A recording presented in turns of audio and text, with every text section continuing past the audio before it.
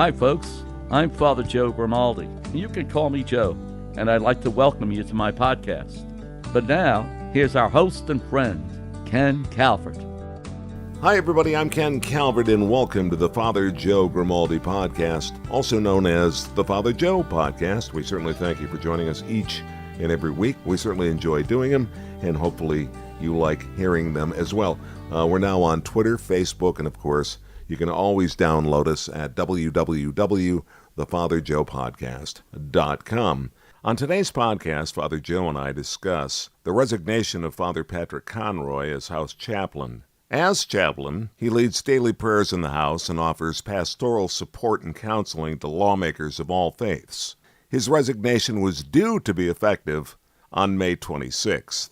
We recorded the podcast you are about to hear on Wednesday, May 2nd, early afternoon. On Thursday morning, May 3rd, Father Conroy rescinded his resignation and has agreed to sit down and mend fences with House Leader Paul Ryan. With that said, enjoy our podcast, but please note that a large portion of the podcast lends itself to the tumultuous political division, anger, and debate that is so prevalent right now. Here's the podcast, and as always, we hope you enjoy. There was a controversy, and I don't mean to blindside you or draw you into it, but I have a question as a result of this. And we've never really gone into it, but I'll tell you right now, the teaser is simply this. You involved in politics. Certainly the most divisive times I have ever seen. The vitriol, the dislike, it's out of control. And I can only pray that someday we reconcile, all of us. But it's just gotten so ugly out there. One of the things that came up in the House a week and a half ago, House Speaker Paul Ryan basically asked for the resignation of House Chaplain Father Pat Conroy, who had been the House Chaplain for 7 years. This is from an article I read on Box.com. A controversy is brewing in Congress. Why did House Speaker Paul Ryan force the House Chaplain, Father Patrick Conroy, to resign? Could it be because, as Conroy suggested to the New York Times, the priest slipped a veiled criticism of the GOP tax cut into a prayer? Conroy, a Catholic priest and a Jesuit, has been the House's chaplain for 7 years. On April 15th, he announced that he would resign effective May 24th. His resignation letter, which a congressional source shared widely with the media, made it clear that his resignation was involuntary and at Ryan's direct request. Conroy later confirmed this to the New York Times, saying, "I was asked to resign, that is clear," but said the reason was unclear and that the Catholic members on both sides of the aisle are furious. A spokesman for Ryan, Ashley Strong, declined to publicly state a reason for Conroy's dismissal. Members of Congress and Conroy himself have suggested one possible explanation. Conroy offered a prayer in November that seemed to be critical of the Republican tax bill signed into law in December, which Ryan championed. Conroy said that after the prayer, Ryan told him, quote, "Padre, just stay out of politics," end quote. So here's my question for you. The question is simply this. Are you involved in, are you politically active, and where is your place as a Catholic priest in terms of politics? Let me say, I think we have to make sure that there's a real separation between morality and politics. Okay. And I think too many people try to confuse the two. For example, a very obvious example to me is abortion. You have people that try to make abortion a political issue. First and foremost, it's a moral issue. It's not a political issue. It's become one because a certain number of people of one party follow that, whereas the others don't. The other thing I want to say, too, concerning Father Pat Conroy, he's a Jesuit. I have a lot of very good friends who are Republicans, who certainly agree with what's going on generally, but they have a hard time listening to Francis, our Pope, because Francis will say very similar things to what Father Conroy had to say. So it's interesting when you brought that up. I have to admit, I don't have a lot of background on Father Conroy, but from what you say, I can see the relationship between his thinking and Francis is thinking.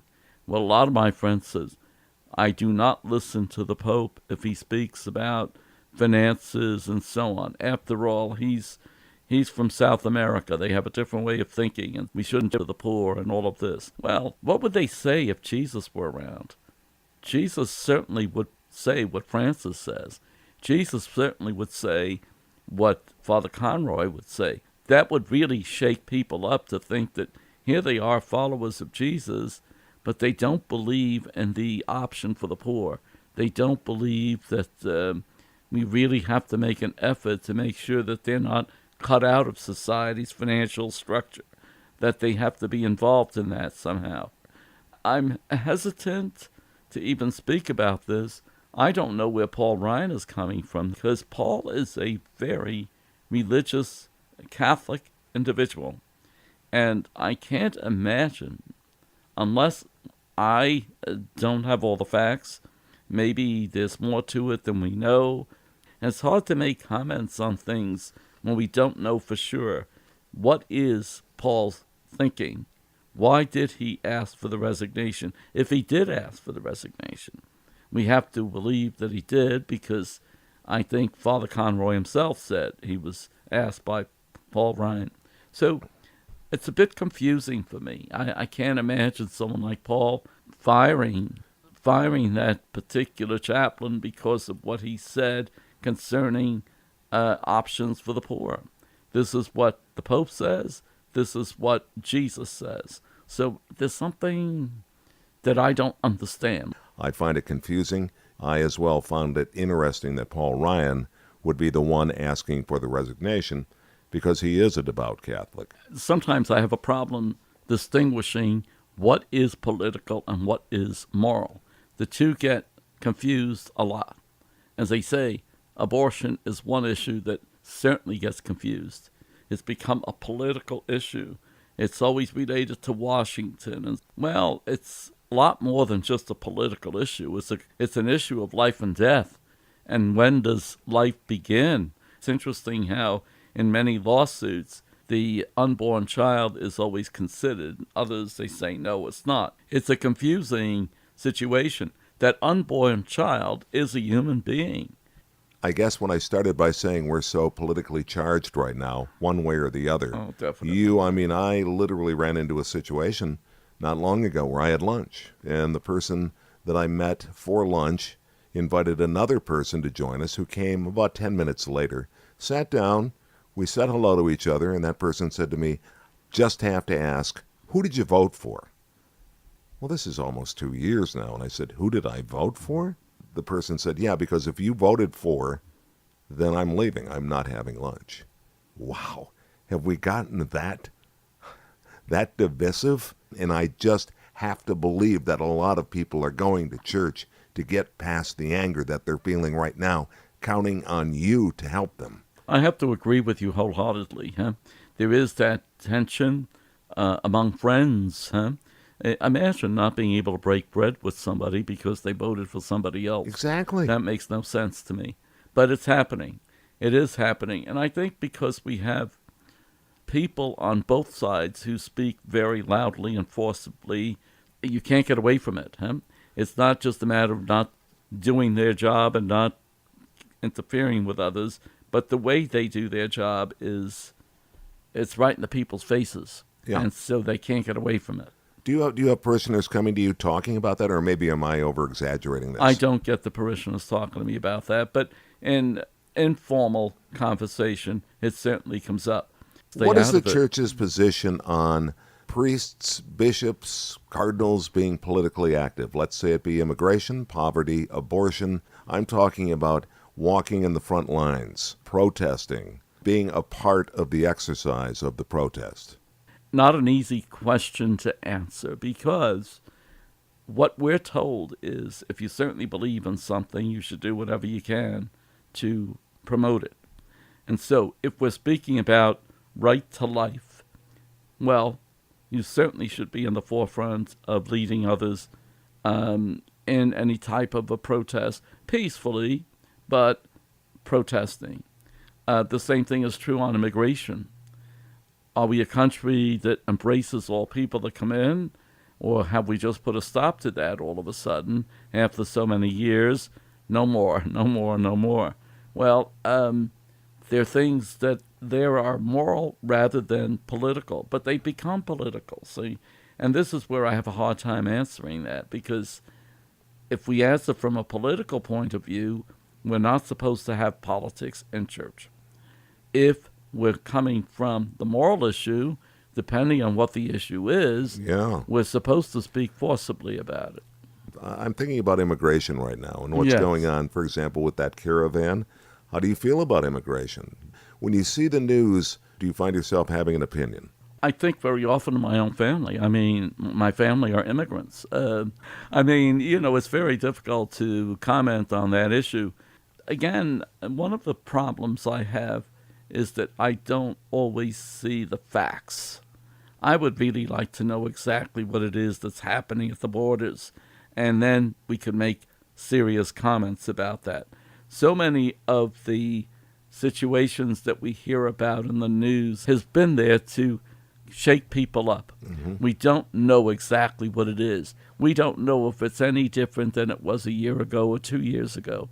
It's just that right now, as you say, tensions are high. So let's put this into the whole thing as well. Let me ask you this then. Let's say that the other day, I believe it might have even been on 60 Minutes, and they were talking about friends and family members no longer talking to each other. Imagine not talking to your brother because of the fact you voted for Trump and he voted for Hillary. Can you imagine? I can't. But it happened around dinner tables all across this country not long ago. I can't imagine, but I know people that are doing that. So do I. So it's happening. And what do you recommend, Father Grimaldi, that these people do? Well, I think there's something that goes beyond who I voted for, okay, that brings us together. I don't think we should deny the blood that exists between us. And so you can't just throw that away arbitrarily. If we're brothers, we should be able to at least communicate. I may not like what you're saying. I may not like who you vote for, but you're still my brother. Let's talk about it. Maybe if we talked about it some more, I could understand why you voted for so-and-so, and maybe you could understand why I voted for so-and-so. The reasons might not be good, but at least you begin to see the reasons, and you begin to see that, well, they're people. They're thinking, and this is the way they're thinking. But you can still love them. There's no reason not to love them if they have somehow reasoned themselves into voting for whatever it was. You know what? You counsel people a lot on problems within the marriage. Yeah. Can you take any of those applications and take it, for example, brother on brother, neighbor on neighbor, friend on friend? Are there any principles that you could loan us for just a couple of hours here today on the podcast that may work? I like your starting point, the fact that, like, first of all, how about we sit down and talk about it, not yell about it? How's that one? That's exactly what is needed, because we're not going to get anywhere if we try to do other things, okay? We need to at least sit down. The love between two people goes way beyond who I voted for.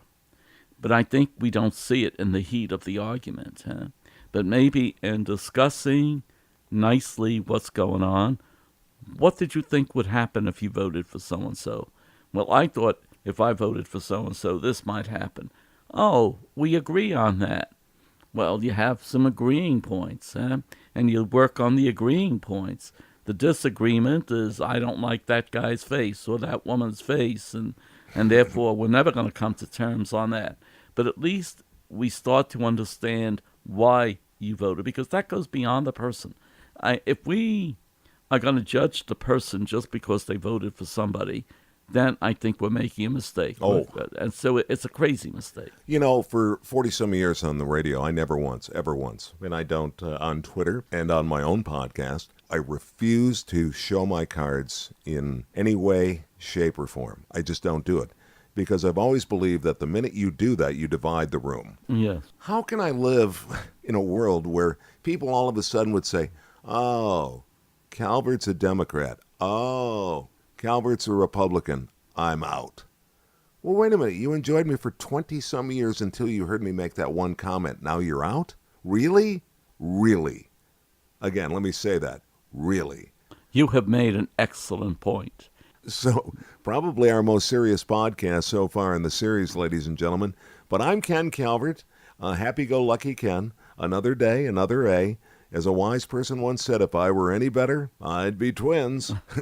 And I can't imagine two Ken Calverts, but I sure can imagine two Father Grimaldis. Just happy to be here. Thank you. All right, well, thank you so much, everybody. We'll see you next time on the Father Joe Podcast. I'm Ken Calvert along with Father Joe. Thank you, sir.